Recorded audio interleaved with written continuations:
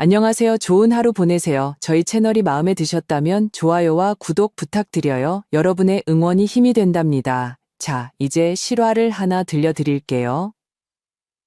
가족 저녁 식사 후 제가 부엌에 있을 때 며느리가 다가와 속삭였습니다. 늙은 마녀, 남편 때문에 참고 있는 거야.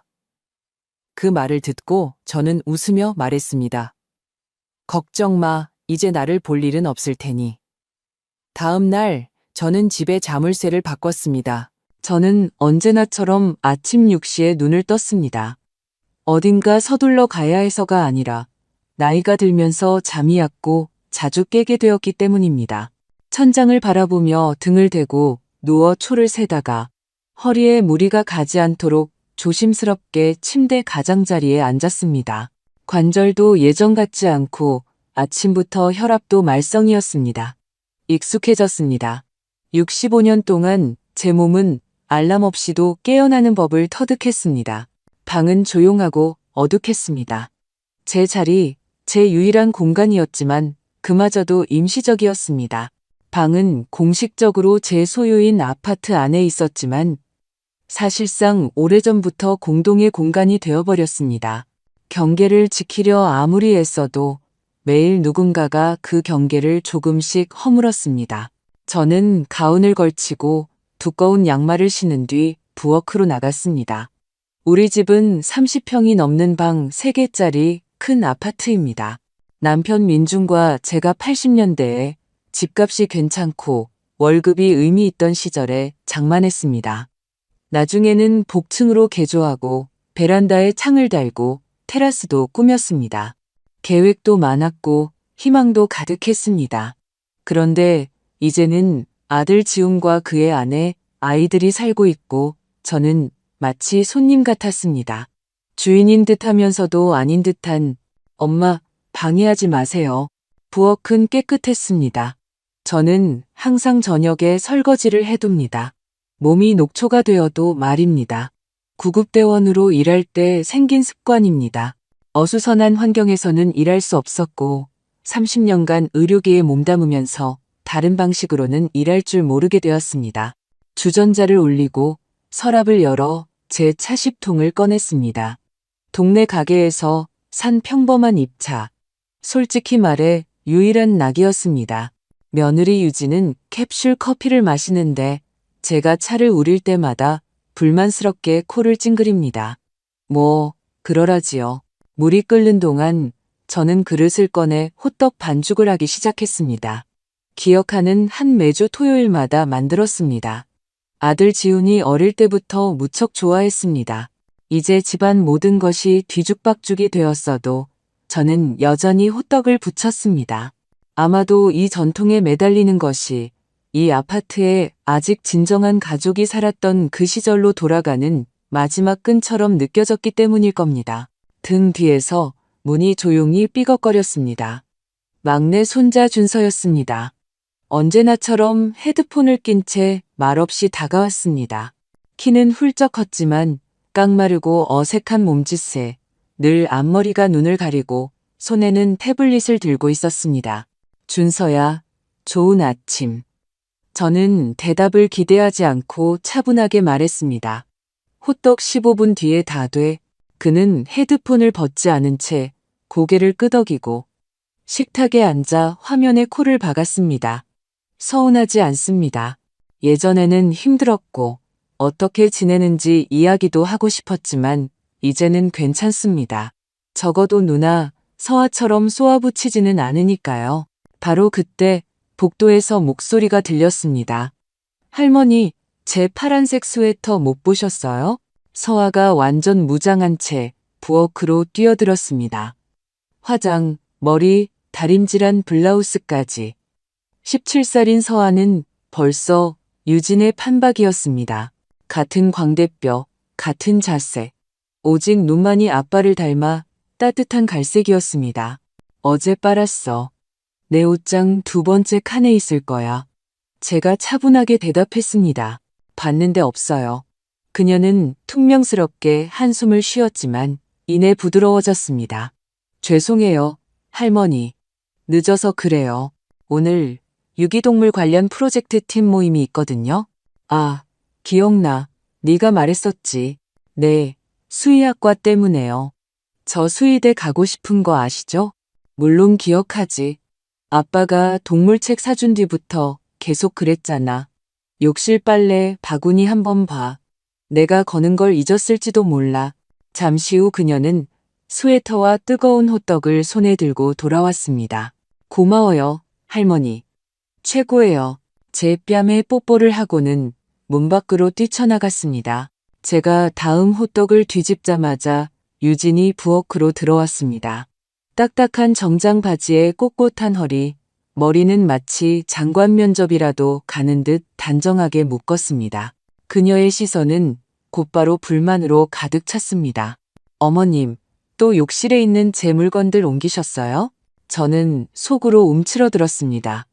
항상 어머님이 아닌 마치 하숙집 이웃이라도 되는 듯 은숙 씨라고 부를 때도 많았습니다. 선반만 닦았어. 네 화장품들 다 제자리에 있는데 확인해봐. 제 핸드크림요. 지훈 씨가 기념일에 사준 거. 어디 있어요? 화장대 위에 있지 않을까? 전 항상 오른쪽 서랍에 둬요. 또 다 옮겨 놓으셨네요. 등 뒤에서 피식 웃음소리가 들렸습니다. 집을 나서던 서아가 외쳤습니다. 엄마, 내가 엄마 크림침실 화장대 위에서 봤어. 나 갈게. 유진은 아무 말 없이 돌아서서 나가버렸습니다. 미안하다는 말도 고맙다는 말도 없이 비싸고 강한 향수 냄새만 남았습니다. 저는 호떡을 접시에 담고 꿀을 뿌렸습니다. 남편 민준이 좋아하던 방식이었습니다. 그리고 마치 타이머라도 맞춘 듯 지훈이 부엌으로 들어왔습니다. 좋은 아침, 엄마. 하품을 하며 말했습니다. 호떡이라니 마법 같네요. 저는 고개를 끄덕였습니다. 이런 순간에는 아무것도 변하지 않은 것 같았습니다. 그가 다시 소년이 된 것 같고 제 활기차고 따뜻한 아들이지 아내 말 한마디 거역하지 못하는 지치고 과묵한 남자가 아닌 것 같았습니다. 아빠가 뭐라고 했는지 기억나? 호떡 없는 토요일은 토요일이 아니라고. 지우는 말없이 커피를 따랐습니다. 그는 제가 민준에 대해 이야기하는 것을 좋아하지 않았습니다. 너무 많은 것을 떠올리게 했으니까요. 유진이 돌아왔습니다. 손에는 핸드크림이 들려 있었습니다. 찾았어요. 하지만 은숙 씨, 다음부터는 제발 만지지 마세요. 각자 개인 공간이 있어야죠. 저는 고개를 끄덕였지만 속은 부글부글 끓었습니다. 내 공간은 이미 오래전에 짓밟렸는데 이 아파트는 내 명의인데 내가 아직도 대출금을 갚고 있는데 그들은 3년 전 자리를 잡을 때까지 잠시만이라며 들어와서 눌러앉았습니다. 저는 침묵하고 차를 한 모금 마신 뒤 창가로 갔습니다. 8층에서 동네 전체가 내려다 보였습니다. 아침, 안개, 모든 것이 평소와 같았습니다. 엄마, 우리 오늘 저녁에 친구 생일 파티에 가요. 애들 좀 봐주실 수 있죠? 지훈이 말했습니다. 질문이 아니라 통보였습니다. 물론이지. 저는 억지로 미소를 지으며 말했습니다. 마침 새 책도 시작하려고 했어. 잘 됐네요. 유진이 응수했습니다. 그런데 또 제 샴푸 쓰셨어요?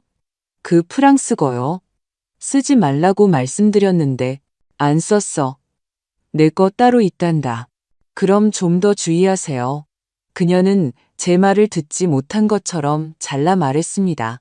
저는 더 이상 논쟁하지 않고 컵을 싱크대에 놓고 손을 닦고 제 방으로 들어갔습니다. 조금이라도 조용히 있고 싶었습니다. 준서방을 지나가는데 작은 음악 소리가 들렸습니다. 아침 식사 후 바로 자기 방으로 들어갔습니다. 문이 살짝 열려 있어 들여다보았습니다. 컴퓨터 앞에 앉아 게임에 몰두해 있었고 어깨는 긴장되어 있었으며 손가락은 키보드 위를 빠르게 움직였습니다. 준서야, 제가 조용히 불렀습니다. 날씨 좋은데 잠깐 나가서 산책할까? 그는 잠시 헤드폰을 벗고 돌아봤습니다. 안 돼요, 할머니. 오늘 온라인 토너먼트 있어요. 팀 게임이라서 애들 실망시킬 수 없어요. 이해해. 저는 고개를 끄덕이며 미소 지었습니다. 다음에 가자. 그는 다시 헤드폰을 쓰고 게임으로 돌아갔습니다. 예전에는 저와 공원에서 자주 산책했었는데 제가 여러 식물을 보여주고 구급대원 시절의 이야기를 들려주면 듣고 관심을 보였습니다. 하지만 이제는 오직 화면과 헤드폰뿐이었습니다. 그래도 그를 탓하지는 않았습니다. 집안은 항상 긴장감이 흘렀고 침묵조차도 답답했습니다. 제 방에서 저는 침대에 앉아 낡은 사진첩을 꺼냈습니다. 침대 옆 협탁맨 아래 서랍에 있었습니다. 무심코 펼쳤습니다. 민준과의 결혼식.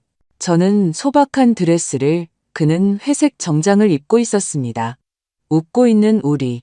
작은 지훈이 반바지에 멜빵을 하고 우리 무릎을 껴안고 있었습니다. 초등학교 입학식, 학교 축제, 졸업식, 그리고 유진과의 만남. 젊고 행복해 보였습니다.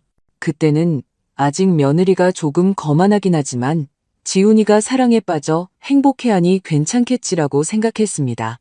그 후 서아가 태어났고 준서가 태어났습니다. 여기 사진. 민준이 갓 태어난 준서를 산부인과에서 안고 눈을 빛내고 있습니다. 그리고 민준과의 마지막 사진들. 머리는 희끗했지만 여전히 강인한 모습. 몇 달 후 그가 세상을 떠날 줄 누가 알았을까요? 심장마비였습니다. 아침에 집을 나섰다가 돌아오지 못했습니다. 저는 그때도 일하고 있었고 할 수 있는 한 버텼습니다. 그가 죽은 후 2년간 구급대에서 더 일하다가 은퇴했습니다. 몇 달 후 지훈에게서 전화가 왔습니다. 엄마, 우리 상황이 너무 안 좋아요. 저 실직했고 유진이도 당장은 벌이가 시원치 않아요. 잠시 엄마 집으로 들어갈까 생각 중이에요. 길어야 1년. 자리 잡으면 바로 나갈게요. 어떻게 거절할 수 있었을까요? 제 유일한 아들인데 그들은 자신들의 아파트를 팔아 빚을 갚았습니다. 나중에야 그 빚의 대부분이 스포츠 도박 때문이라는 것을 알았습니다. 지훈이 그 사이트에 빠져 있었습니다. 이사를 왔고 그는 공장의 기계기사로 취직했습니다. 월급은 이전의 절반이었습니다. 유진은 계속 세탁소에서 일했습니다. 저는 그들에게 월세를 받지 않았고 관리비만 공평하게 나눠내자고 했습니다. 하지만 점차 모든 것이 변하기 시작했습니다.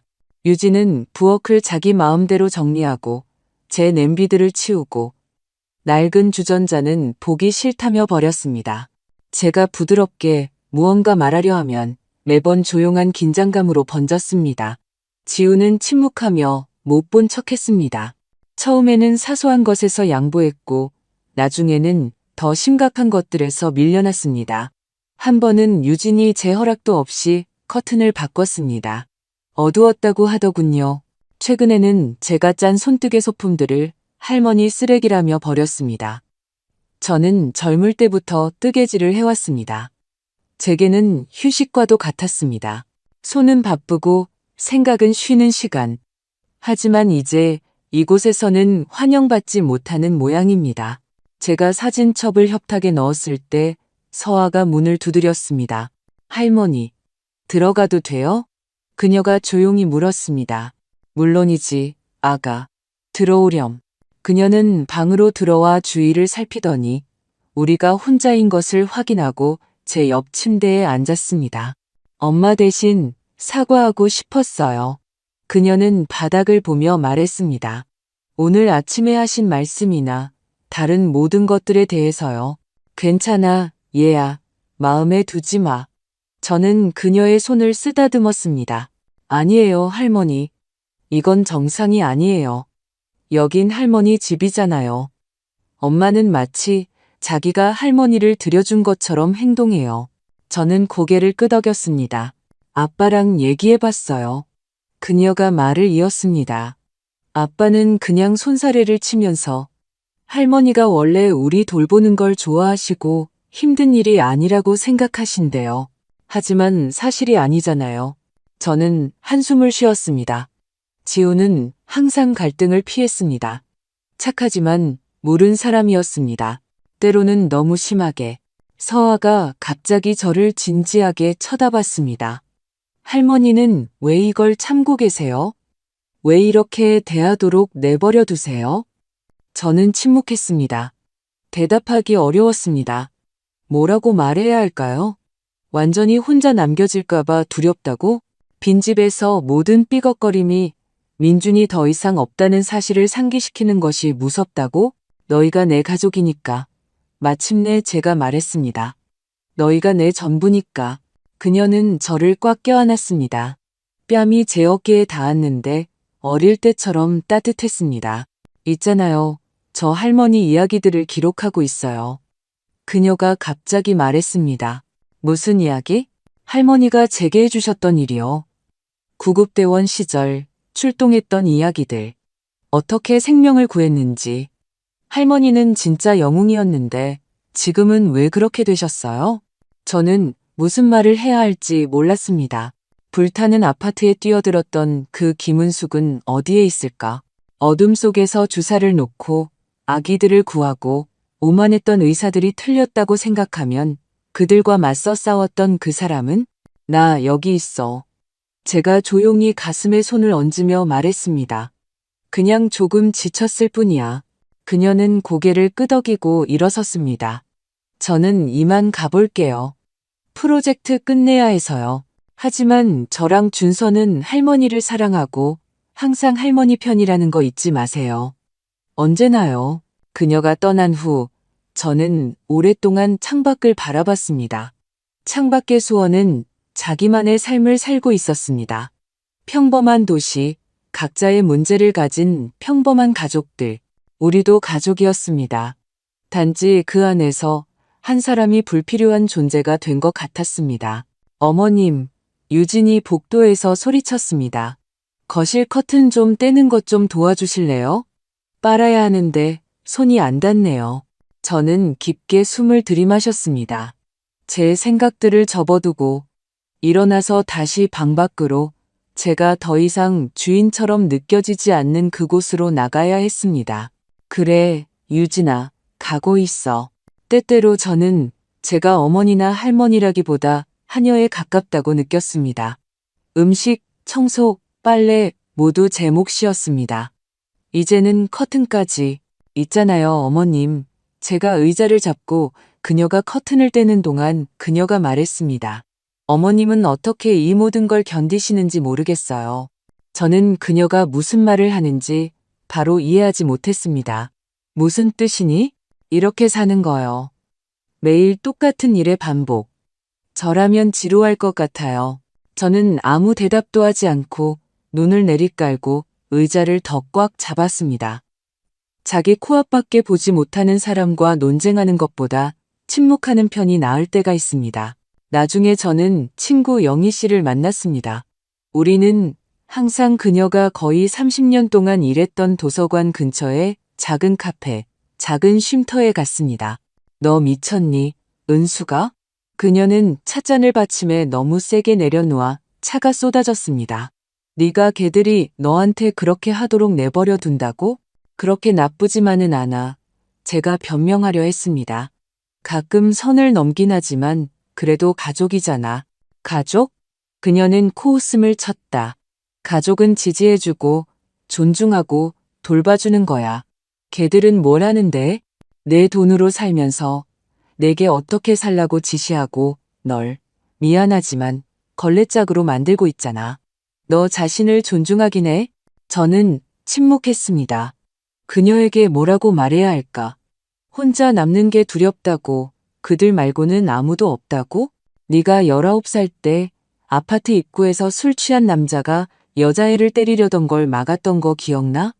영희가 제 눈을 들여다봤습니다. 그때 난 생각했어. 와, 성격 대단하다. 근데 지금 그 김은숙은 어디 갔어? 저도 모르게 미소 지었습니다. 그땐 젊고 어리석었지. 아니, 어리석지 않았어.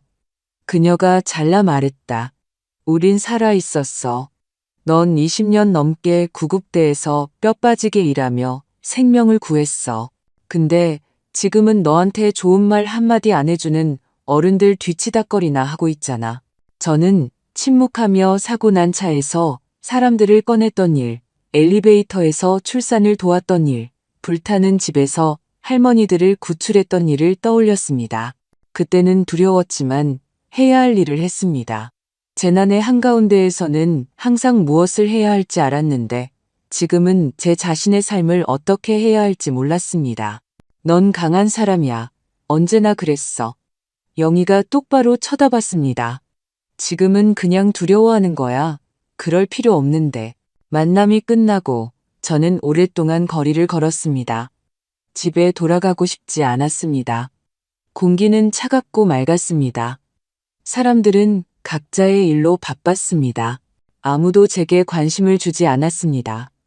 저는 저녁 5시쯤 장을 봐서 가방을 들고 집에 돌아왔습니다. 보통 장은 지훈이 보지만 오늘은 그가 말하기를 야근을 한다고 했습니다. 솔직히 그가 정말 어디에 있는지 더 이상 확신할 수 없었습니다. 아파트는 이상하게 조용했습니다. 준서는 언제나처럼 방에 있었고 서아는 친구 집에 있었습니다. 지훈과 유진의 침실에서 희미한 목소리가 들려왔습니다. 저는 부엌에 멈춰서서 갑자기 얼어붙었습니다. 문틈으로 똑똑히 들렸습니다. 당신 진심이야, 지훈 씨? 유진의 목소리가 떨렸습니다. 2천만 원이라고. 우리 저축한 돈 전부잖아. 분명히 이길 줄 알았어. 계속 연승 중이었단 말이야. 그놈의 연승 따위 관심 없어. 그녀가 소리쳤습니다. 그건 우리 돈이었어. 첫 계약금으로 쓸 수 있었던 돈. 드디어 여기서 나갈 수 있었는데 저는 손으로 입을 막았습니다. 심장이 두근거렸습니다. 지훈이 또 돈을 잃었구나. 또 야근한다고 내게 거짓말을 했구나. 내가 다 갚을게. 나만의 시스템을 찾았어. 거의 만회하기 시작했단 말이야. 그녀의 웃음소리는 히스테릭하게 들렸습니다. 당신 시스템 때문에 3년 전에 당신 어머니 집으로 기어들어왔잖아. 난 당신이 끄는 줄 알았어. 유진, 제발. 다시 어머니한테 빌리자는 말만은 하지 마. 당신 어머니한테 더 깊이 의존할 생각 없어. 저는 간신히 냉장고로 가서 채소를 정리하기 시작했을 때 침실 문이 벌컥 열렸습니다.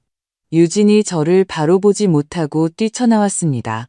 붉어진 눈, 헝클어진 머리, 불타는 얼굴. 아, 집에 오셨네요? 저를 발견하고는 퉁명스럽게 쏘아붙였습니다. 저 나갈게요. 저녁 기다리지 마세요. 그녀는 가방과 재킷을 움켜쥐고 문을 쾅 닫았습니다. 잠시 후 지훈이 나타났습니다. 벽처럼 창백한 얼굴로 저를 처음 보는 사람처럼 쳐다봤습니다. 다 들으셨어요? 그래, 저는 고개를 끄덕였습니다. 모르는 척할 이유가 없었습니다. 2천만 원이라니, 지훈아, 어떻게 그럴 수가 있니? 목소리가 떨렸습니다. 그는 고개를 숙였습니다. 마치 남의 집 유리창을 공으로 깬 소년처럼. 될 줄 알았어요. 다 계산했는데 확신했거든요. 다시는 그러지 마라. 제가 그의 손을 잡았습니다. 제발, 아들아. 너 자신과 우리 모두를 망치고 있잖니. 그는 고개를 끄덕였습니다. 하지만 저는 이미 알고 있었습니다. 이것은 수없이 많았던 또 다른 약속일 뿐이라는 것을. 그는 매번 돈을 잃을 때마다 맹세했지만 다시 돌아갔습니다. 가서 좀 쉬어. 제가 말했습니다. 저녁 준비되면 부를게. 그는 그림자처럼 사라졌고 저는 부엌에 서서 제 안에 무언가가 깨지는 것을 느꼈습니다. 마치 얇은 얼음에 균열이 가는 것처럼. 서아는 7시쯤 돌아왔습니다. 뺨에 홍조를 띤 채 활기찬 모습으로 코트를 활짝 열어젖히고 있었습니다. 할머니, 안녕하세요. 오늘 어떻게 보내셨어요? 영희 이모님 만나셨죠? 만났지. 제가 미소 지었습니다. 좋은 시간 보냈어. 세상 온갖 이야기를 다 했지. 아, 그녀가 오븐을 들여다봤습니다. 와, 그라탱이다. 참치 그라탱. 네, 아빠가 좋아하잖아. 그런데 엄마는 저녁 먹으러 안 온다고 하더라. 서아가 미간을 찌푸렸습니다. 또 싸우셨어요? 저는 어깨를 으쓱했습니다. 거짓말하고 싶지 않았지만 딸 앞에서 지훈을 깎아내리는 것도 옳지 않았습니다. 조금 다퉜어. 서로 시킬 시간을 줘야지. 그런 일도 있는 법이야. 요즘 우리 집은 그런 일이 너무 잦아요. 그녀가 조용히 말했습니다. 준서 데리고 올게요. 저녁 식사는 침묵 속에 진행되었습니다. 지우는 기운 없이 먹으며 포크로 접시를 극적였고 준서는 언제나처럼 헤드폰을 낀 채 멍한 표정이었습니다. 서아는 학교에서 있었던 일, 어떤 선생님이 동물의 상처에 대해 이야기했는지, 어떤 친구들이 누구와 다퉜는지 이야기하며 분위기를 띄우려 애썼습니다. 하지만 모두가 느꼈습니다. 아파트에는 무거운 공기가 감돌았습니다. 저녁 식사 후 저는 상을 치우고 설거지를 하고 수건을 널었습니다. 지우는 말없이 접시를 옮기고는 거실로 가서 텔레비전을 켰습니다. 모든 것으로부터 도피하는 그의 방식이었습니다. 저는 오래전부터 알고 있었습니다. 보지 않으면서도 그저 생각하지 않기 위해 쳐다보는 것. 10시쯤 유진이 돌아왔습니다. 저는 다림질판 옆에 서서 갑반 수건을 개고 있었습니다. 자물쇠가 철컥하는 소리를 듣고 저는 멈칫했습니다. 그녀가 어떤 표정으로 들어올지 몰랐습니다. 화난, 차가운, 비난하는 표정. 하지만 대신 여자들의 웃음소리가 들렸습니다. 들어와, 나이야. 유진의 목소리가 들렸습니다. 그이는 아마 자고 있을 거고, 저 늙은이는 어차피 안 나올 거야.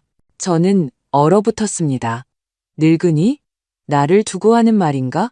확실해. 두 번째 여자가 물었습니다. 낯선 젊은 목소리였습니다. 물론이지. 이 집은 이제 거의 내 집이나 다름없어. 내가 데려오고 싶은 사람 데려오는 거지. 저는 어둠 속에 서서 움직이지 않았습니다. 그녀의 집. 그럼 나는 그냥 방해물일 뿐이었나? 시어머니랑 같이 사는 건 어때? 그 두 번째 여자가 물었습니다. 별로.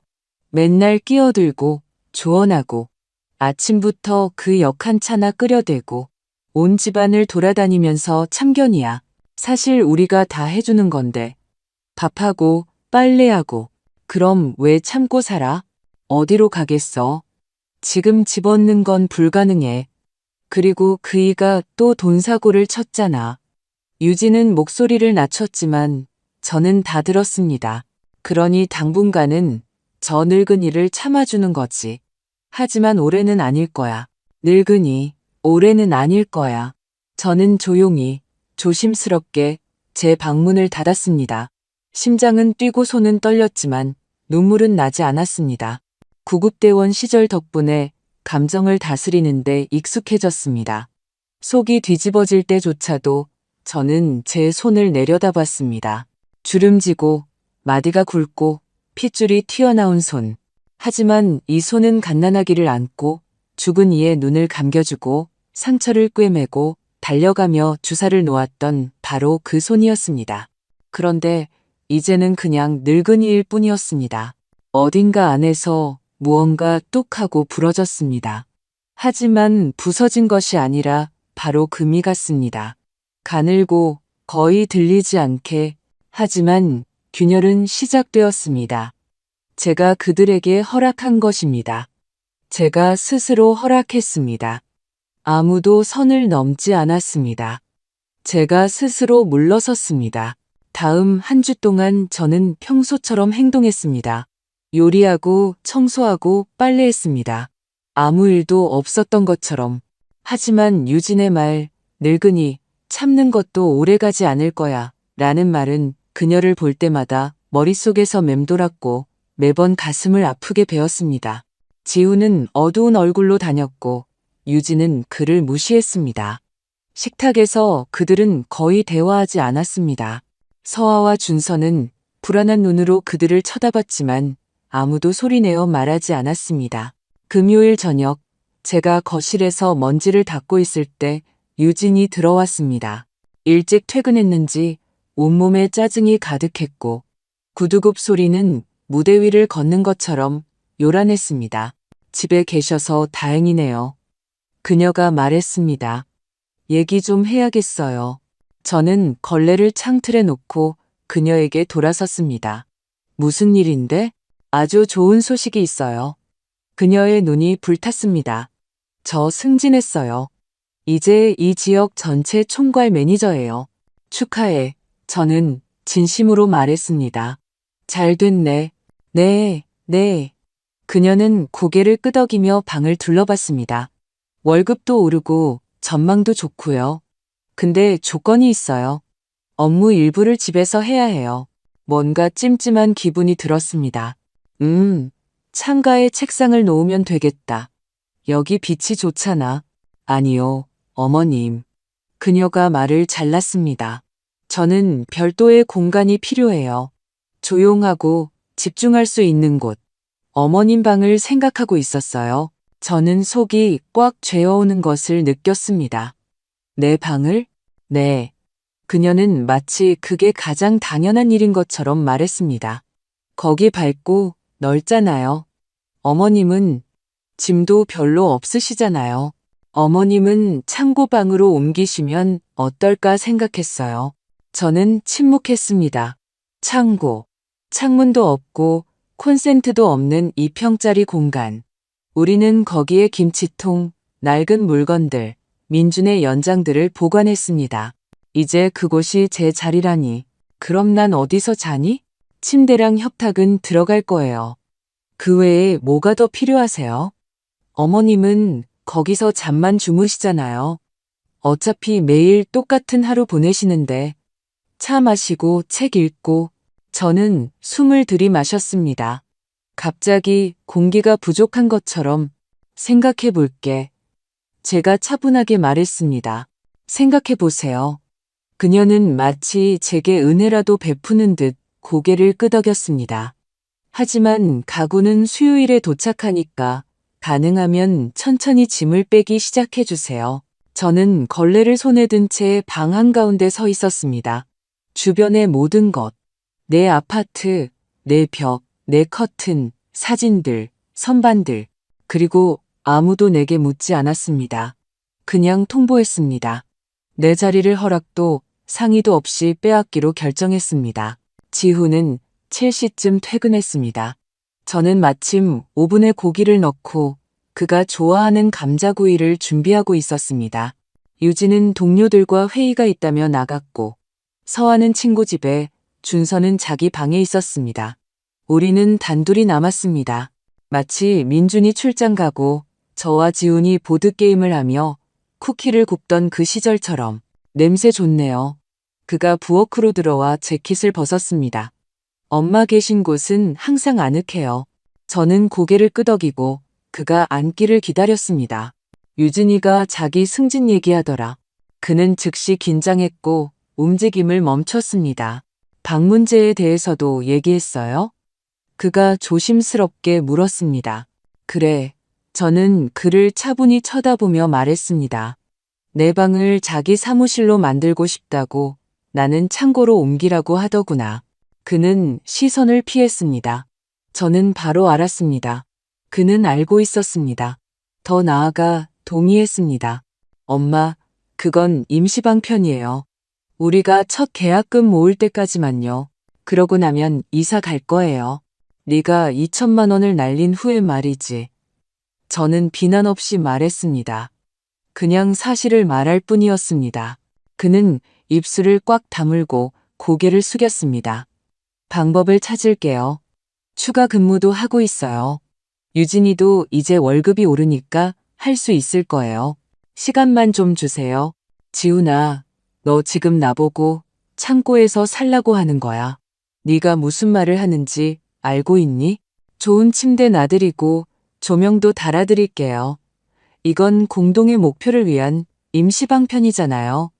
우린 가족이잖아요. 엄마, 존중은 어디 갔니? 제가 물었습니다. 여긴 내 집이야. 내가 아직도 대출금을 갚고 있어. 네가 부탁해서 너희가 위기라서 내가 너희를 들인 거야. 그런데 이제 나는 사람도 아니니? 그냥 창고로 옮겨도 되는 늙은이일 뿐이야? 그는 침묵했습니다. 그리고 바닥을 보는 그 시선. 저는 어릴 때부터 그를 알았습니다. 그는 논쟁할 수 없었고 방어할 수 없었습니다. 그는 항상 끼어들지 않는 것을 선호했습니다. 제가 유진이랑 얘기해 볼게요. 그가 중얼거렸습니다. 다른 해결책을 찾아보자고 설득해 볼게요. 저는 아무 말도 하지 않고 그냥 고개를 끄덕였습니다. 알고 있었습니다. 아예 말을 안 하거나 말해봤자 그녀가 언제나처럼 무시할 것이라는 것을.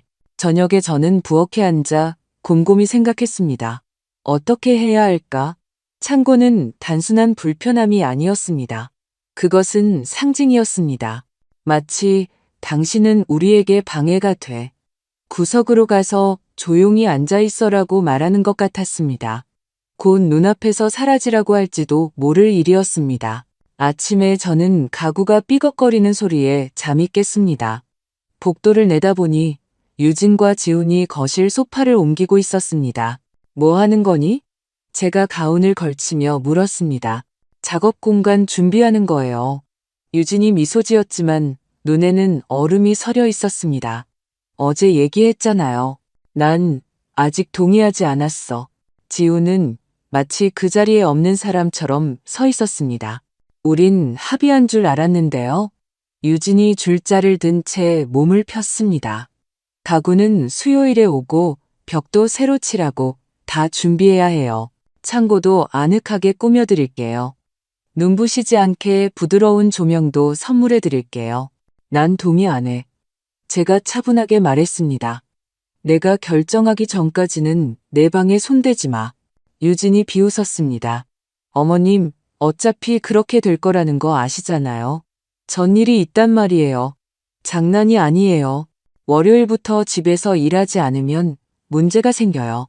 생각할 시간이 필요해. 제가 반복했습니다. 이건 내 집과 내 삶에 관한 문제야. 나도 권리가 있어. 우리가 영원히 기다릴 수는 없어요. 그녀가 버럭 화를 냈습니다. 인생은 계속돼요. 저도 발전할 권리가 있다고요? 아니면 다시 세탁소에서 일해야 하나요? 지훈은 침묵했습니다. 저는 그를 쳐다보고 문득 깨달았습니다. 그는 더 이상 이 대화에서 제 아들이 아니었습니다. 그는 다시 한번 침묵을 선택한 방관자일 뿐이었습니다. 부탁할게. 제가 단호하게 말했습니다. 내 허락 없이 내 방에 들어오지 마. 오늘도 나중에도.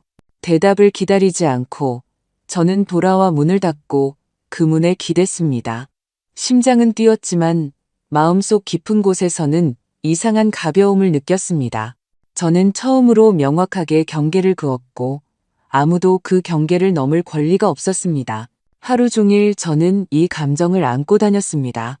제 안의 절반은 또다시 냉전이 시작될 거야. 다시 침묵, 서운함, 비난이 이어지겠지 라고 말했고 다른 절반은 어깨를 폈습니다. 저녁에 서아가 제게 차를 가져다 주었습니다. 할머니, 들어가도 돼요? 물론이지, 들어오렴. 저는 미소 지었습니다. 두 분 또 그러시는 거 들었어요? 그녀는 눈을 내리깔았습니다. 절대 양보하지 마세요. 여긴 할머니 집이잖아요. 그들은 자기들이 원하는 대로 할 수 있다고 생각하나 봐. 제가 한숨을 쉬었습니다. 그리고 내가 그걸 허락했지. 스스로 침묵하면서. 하지만 이제는 아니야. 동의하지 마세요. 약속해 주세요. 저는 벽에 걸린 우리 낡은 레코드판 선반을 보았습니다. 각각이 사진 같았습니다. 민준, 나, 어린 시절의 지훈, 집안의 음악, 이 모든 것이 제 일부였습니다. 동의하지 않을 거야. 제가 말했습니다. 창고도, 굴욕도. 그 순간 유진이 노크도 없이 방으로 들어왔습니다. 손에는 줄자, 등 뒤에는 짜증이 가득했습니다. 오, 여기 계셨네요.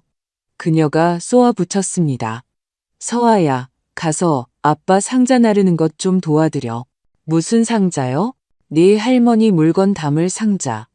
내일 포장 시작할 거야. 일요일에는 벽칠할 거고. 저는 일어섰습니다. 난 동의한 적 없어. 더 이상 기다릴 수 없어요. 어머님. 그녀가 차갑게 말했습니다. 우린 어른이고 계획이 있고 일이 있어요. 어머님 감정에 좌우될 수 없다고요. 그럼 저도 어른으로서 말씀드리죠. 안 됩니다. 그녀는 줄자를 든 채 굳었습니다. 서아는 창백해졌습니다. 우리는 세 사람. 이 순간 제가 깨달은 단순한 주거 공간이 아닌 제 유일한 진짜 현실이었던 그 방에 서 있었습니다. 안 된다니 무슨 뜻이에요? 유진이 목소리를 높였습니다. 이건 논의 대상이 아니에요. 전 사무실이 필요해요. 다른 해결책을 찾으세요. 서아방, 준서방, 거실 한 구석. 애들은 공부해야 해요. 공간이 필요하다고요. 근데 어머님은 왜 필요하세요? 연금생활자시잖아요. 그냥 누워서 책이나 읽으시는데 그럼 나는 창고에서 살아도 된다는 거니? 난 사람도 아니야? 저는 소리치지 않고 그저 말했습니다. 서아가 제게 한 걸음 더 다가왔습니다. 저 여기 있을 거예요. 그녀가 단호하게 말했습니다. 대학 갈 때까지. 여긴 할머니 방이에요. 아무에게도 내줄 필요 없어요. 문가에 지훈이 나타났습니다. 무슨 일이야? 당신 어머니가 이사 가길 거부하시네요. 유진이 대답했습니다. 고집 부리세요. 우린 마감 기한도 있고 일도 있고 가구도 이미 주문했는데 여긴 내 아파트니까. 제가 아들에게 돌아섰습니다. 그리고 아무도 내 방에서 내 물건, 내 인생을 내던지는 걸 허락하지 않을 거야. 그는 얼어붙었습니다. 아내와 저를 번갈아 쳐다봤습니다. 다른 해결책을 찾아보면 어떨까? 그가 중얼거렸습니다. 늦었어. 유진이 대답했습니다. 모든 건 이미 결정됐어. 어머니가 양보하시든가 아니면 친구 집에 가서 사시든가. 저는 한 걸음 앞으로 나아가 레코드판을 집었습니다. 챗 베이커. 민준이 마지막 기념일에 선물해 준 것이었습니다. 내 물건에 손대지 마. 제가 말했습니다. 감히 손대지 마. 어떻게 하실 건데요, 어머님? 유진이 줄자를 꽉 쥐었습니다. 우릴 내쫓기라도 하시게요? 저는 그녀의 눈, 입술, 자세를 쳐다봤습니다. 그리고 문득 제 안의 어딘가에서 꼿꼿한 허리가 펴지는 것을 느꼈습니다. 제 것, 진짜 제 것. 네, 제가 말했습니다. 필요하다면 내보낼 겁니다. 그 방에서의 장면 이후 아파트에는 정적이 흘렀습니다. 수도꼭지에서 떨어지는 물방울 소리마저 종소리처럼 들릴 정도의 정적이었습니다. 유진은 한마디 말도 없이 문을 쾅 닫고 나가버렸습니다. 지우는 복도에 서서 마치 10년은 늙어버린 듯 어깨를 축 늘어뜨렸습니다. 서아는 제 곁에 남았습니다. 할머니, 그녀가 조용하지만 단호하게 말했습니다. 만약 저들이 계속 고집 부리면 떠나세요. 저는 놀라서 그녀를 쳐다봤습니다. 내가 어디로 가겠니, 얘야. 내가 가진 모든 것이 여기 있는데 영희 이모님 계시잖아요. 방 3개짜리 집에 혼자 사신다고 하셨죠. 저는 고개를 끄덕였습니다.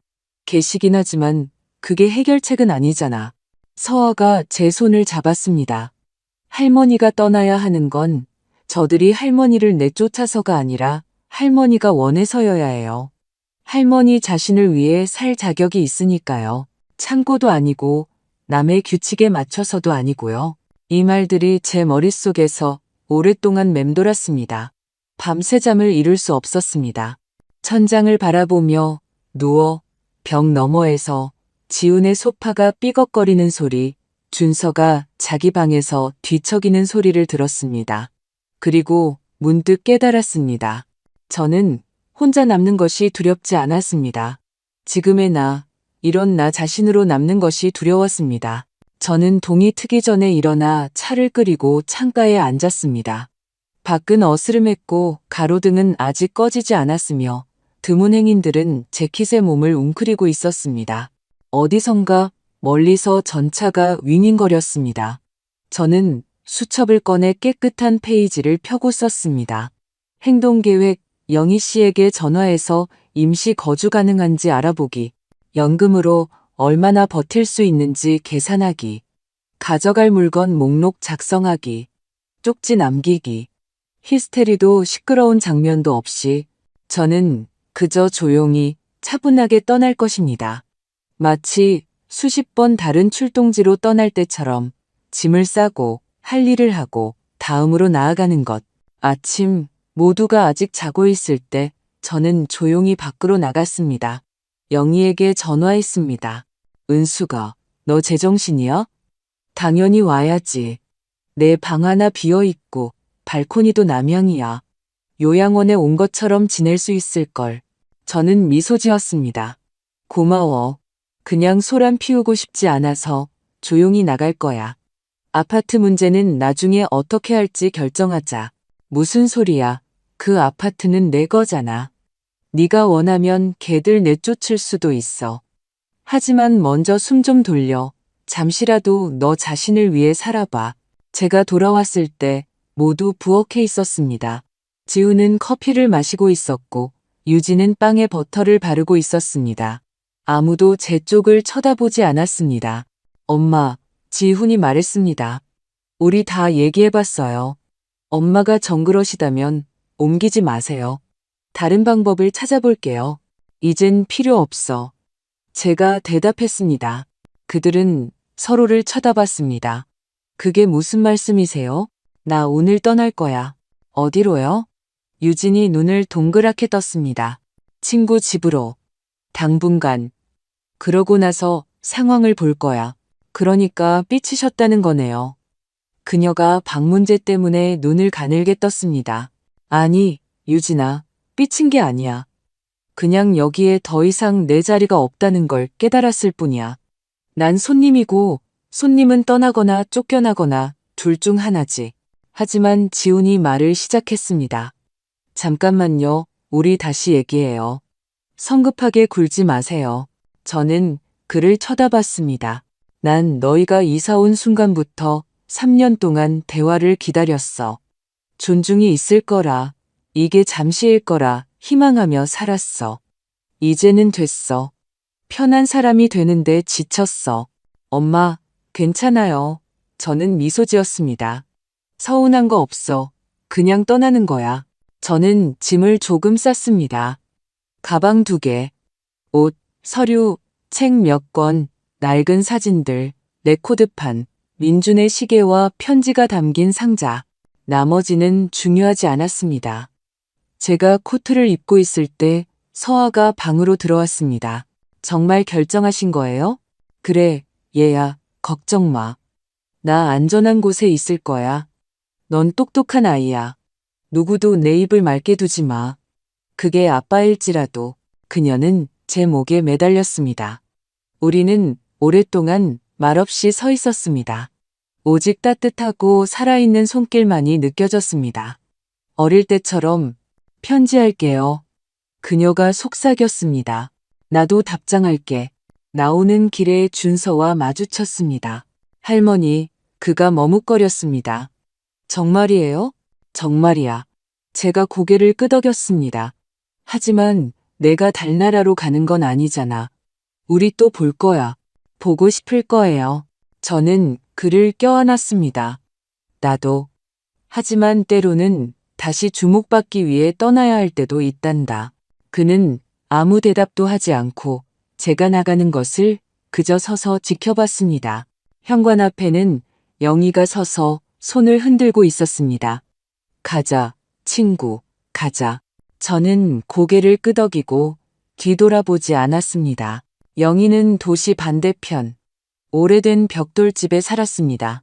그곳에는 아직 나무 계단, 지하실 냄새, 그리고 낡은 천장처럼 당겨야 하는 철제문이 달린 엘리베이터가 남아 있었습니다. 그녀의 아파트에 들어서며 저는 한 가지 생각만 했습니다. 나는 이제 누군가의 집에 손님으로 있는 것이 아니라 내 자리에 있다.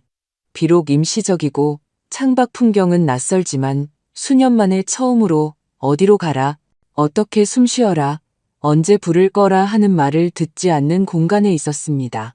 편하게 있어. 영희가 팔을 벌렸습니다. 책꽂이 비어있고 옷장에도 자리 많아. 부엌 큰 공동이지만 난 커피 진하게 마시는데 내 그 허브차랑은 달라. 견딜 수 있겠어? 해봐야지. 제가 미소 지었습니다.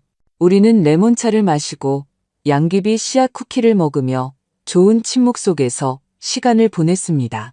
긴장된 시선이 없는 고요함이었습니다. 잠자리에 들었을 때 방은 이상하게 조용하게 느껴졌습니다. 거실의 텔레비전 소리도, 복도를 걷는 발소리도, 벽 너머 유진의 목소리도 없이 오직 이불 소리와 제 자신의 숨소리뿐이었습니다. 그리고 갑자기 저는 울기 시작했습니다. 고통 때문이 아니라 가슴 속 무언가가 풀리는 느낌 때문이었습니다. 마치 낡고 무거운 가운을 벗어 던진 것 같았습니다. 저는 다시 제 자신이 되었습니다. 꼬리표도 역할도 학습된 순종도 없이 며칠 후 저는 법률사무소에 가서 아파트 등기부 등본을 뗐습니다. 모든 것이 여전히 제 명의로 되어 있었습니다. 아무도 전입신고가 되어 있지 않았습니다. 모두 제 허락하에 살고 있을 뿐이었습니다. 그리고 언제든 저는 그 허락을 철회할 수 있었습니다. 저는 서두르지 않았습니다. 모든 것이 머릿속에서 정리되길 바랐습니다. 저녁에 서아에게서 문자가 왔습니다. 할머니, 여기 분위기 안 좋아요. 엄마 아빠 매일 싸워요. 아빠는 할머니가 옳았다고 하고 엄마는 할머니가 우리를 버렸다고 해요. 전 그냥 조용했으면 좋겠어요. 주말에 할머니 댁에 가도 돼요? 저는 다시 전화를 걸었습니다. 물론이지. 오렴, 보고 싶었어.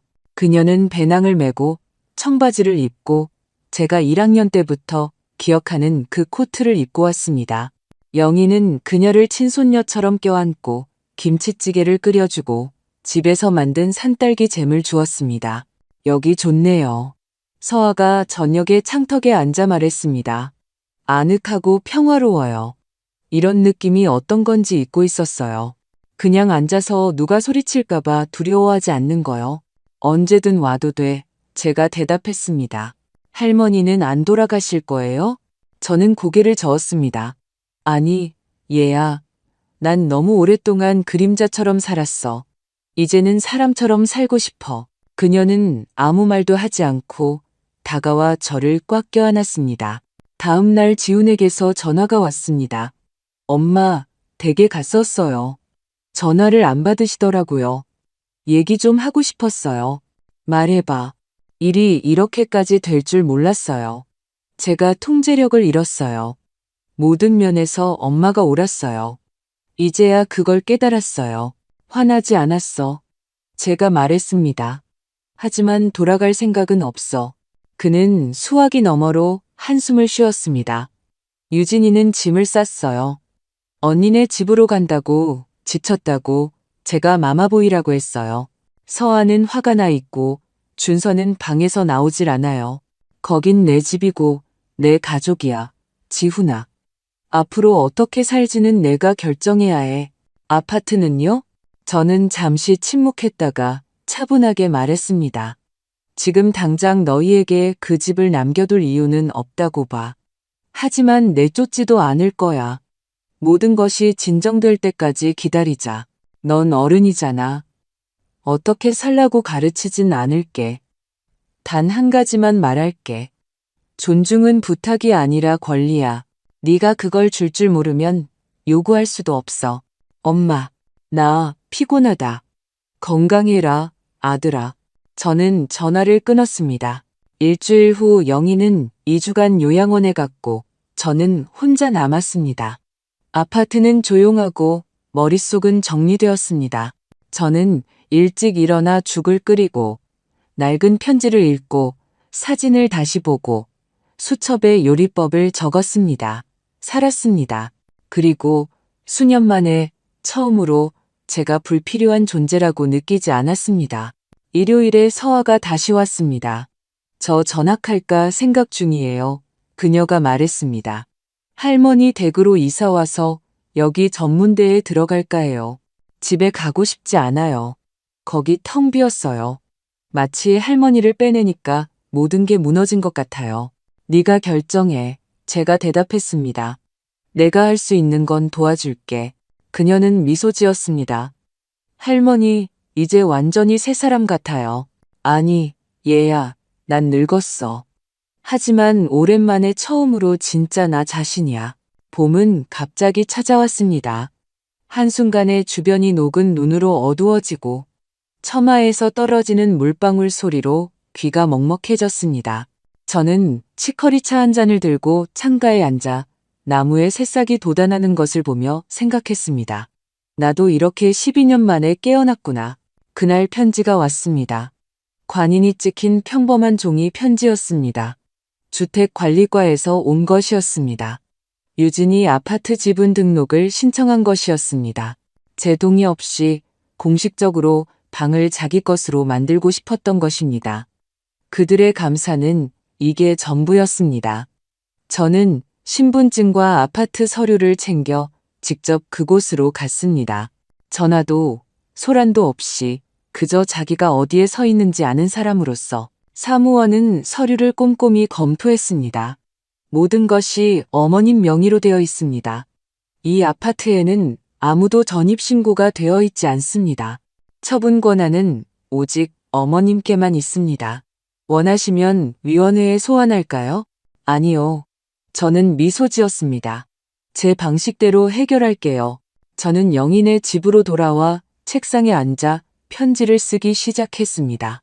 손은 떨리지 않았습니다. 지훈아, 이건 복수가 아니라 그저 질서를 바로잡고 싶은 거야. 너희가 이사 온 지 3년이 넘었구나. 그동안 나는 너희에게 지분과 음식과 평온을 주었다. 돈도 도움도 요구하지 않았어. 이제 내가 결정한다. 이사 나가거라. 2달의 시간을 주겠다. 집을 구하고 지출을 재검토하고 서로 합의하기에 충분한 시간일 거야. 이 아파트는 서류상이 아니라 본질적으로 내 것이다. 나는 너희를 사랑하지만 더 이상 내 인생을 망가뜨리도록 내버려 두지 않겠다. 엄마가. 저는 봉투를 봉하고 우체국에 가서 붙였습니다. 차분하게 분노도 의심도 없이. 일주일 후 지훈이 찾아왔습니다. 혼자였습니다. 현관에 서서 시를 외우지 못한 학생처럼 당황한 모습이었습니다. 엄마, 저 정말 깨달았어요. 저희 짐 싸고 있어요. 유진이는 떠났지만 저랑 아이들은 갈 곳을 찾을 거예요. 서두르라고 하는 건 아니야. 제가 말했습니다. 하지만 결정은 변하지 않아. 그는 고개를 끄덕였습니다. 잠깐만 앉아있다 가도 될까요? 예전처럼요. 우리는 부엌에서 차를 마시며 어린 시절, 민준, 그리고 그가 어릴 때 어둠을 무서워해서 제 곁에 뺨을 대고 자던 날들에 대해 이야기했습니다. 엄마는 강하세요. 그가 말했습니다. 저는 겁쟁이였고요. 아니, 아들아, 넌 그냥 네가 누구인지 잊었을 뿐이야. 이제 늦기 전에 다시 기억해내렴. 그들이 이사간 후 저는 제 아파트로 돌아왔습니다. 가장 먼저 한 일은 창문을 여는 것이었습니다. 방들이 숨을 내쉬었습니다. 공기가 신선해졌습니다. 벽들은 더 부드러워진 것 같았습니다. 저는 모든 방을 둘러보고 제 예전 방문 앞에 멈춰섰습니다. 이제 다시 제 것이었습니다. 옷장을 정리하고 선반을 닫고 상자들을 내놓고 제 것이 아닌 모든 것을 물리적으로도 정신적으로도 치웠습니다. 레코드판을 올렸습니다. 민준이 선물한 바로 그 곡 Be So Nice to Come Home To. 그리고 저는 울었습니다. 하지만 슬픔 때문이 아니라 고요함 때문에, 그 안에서 나 자신일 수 있는 권리 때문에. 한 달 후 서아가 제게 이사 왔습니다. 전문대에 합격했고 서류도 혼자 준비하고 전공도 스스로 선택했습니다. 수의학. 동물은 적어도 배신하지는 않잖아요. 그녀가 말했습니다. 준서는 주말마다 와서 미소 지으며 호떡을 먹고 점점 더 자고 가는 날이 많아졌습니다. 여기 따뜻해요, 할머니. 진짜로요. 저는 새 주전자를 사고 꽃무늬 커튼을 달고 창가에 제라늄을 심었습니다. 그리고 어느 날 문득 제가 노래를 부르고 있는 것을 발견했습니다. 그냥 설거지를 하며 노래를 부르고 있었습니다. 어느 여름이 다가오는 저녁, 저와 영희는 집 앞 벤치에 앉아 있었습니다. 해는 서두르지 않는 것처럼 천천히 지고 있었습니다. 그래서 은수가? 그녀가 물었습니다. 살만하니? 살만해, 영희야. 드디어. 그립지는 않고? 저는 한숨을 쉬었습니다. 가끔 그립지. 지훈이가 언젠가 다른 모습이었던 아들로서 그리워. 사랑이 인내라고 믿었던 시절도 그립고.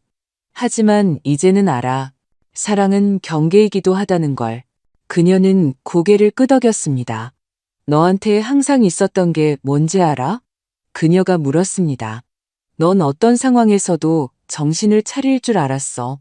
온몸이 떨려도 넌 서서 버텼지. 저는 미소 지었습니다. 그냥 더 이상 남의 문지방에 서 있기 싫을 뿐이야. 내 문 앞에 서는 걸 선택했어. 우리는 침묵했습니다. 그러다 그녀가 갑자기 말했습니다. 너는 안 보이는 사람이 아니었어, 은수가. 단 한 번도. 그냥 네가 너 자신을 숨겼던 거지. 이젠 저는 하늘을 보았습니다. 예전과 똑같은 하늘이었습니다. 단지 이제는 제가 온전히 서서 그 하늘을 보고 있었습니다.